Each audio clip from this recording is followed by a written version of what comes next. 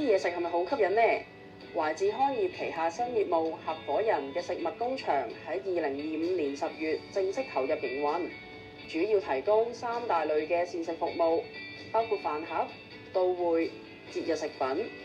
開業至今短短幾個月，已經獲得8個單位同埋團體嘅肯定同埋支持，累計售出超過17000份嘅飯盒。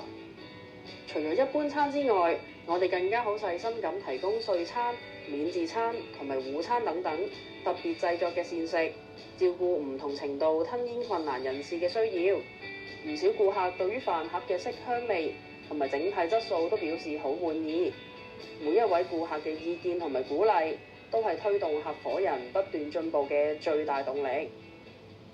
而家合夥人團隊入面一共有8位殘疾僱員參與日常運作，其中一位就係文鳳，佢就好似團隊入面嘅大家姐一樣，經常以溫暖、耐心嘅態度照顧同埋支援各位同事。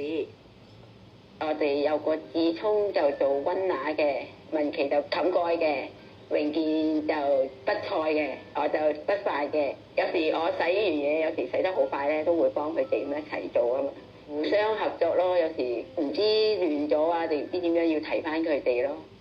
文鳳睇起嚟好有經驗，但原來佢之前從未試過做廚房工作，嚟到合夥人先邊學邊做。初嚟又乜嘢都唔識，依家都識咗好多嘢啦。佢哋教咗我好多嘢咯。第一樣教我哋要翻嚟睇餐單，睇有咩食。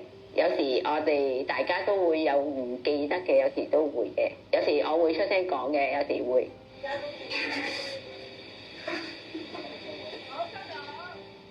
文鳳係單親媽媽，嚟到合夥人努力工作，獨力支撐家庭，照顧有特殊需要嘅女女。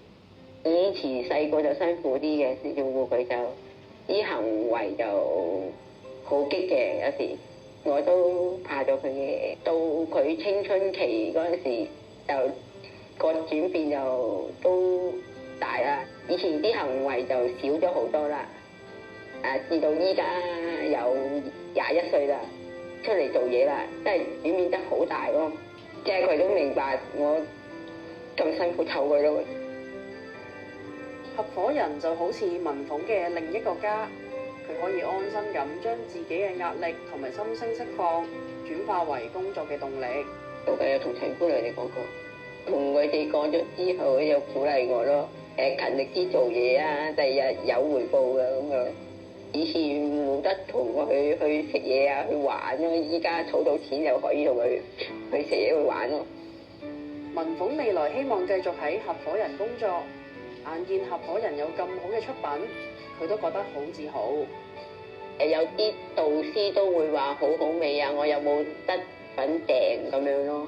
佢見到啲餐好好味好香啊嘛，訂幾多都得嘅，多人訂就越開心咯。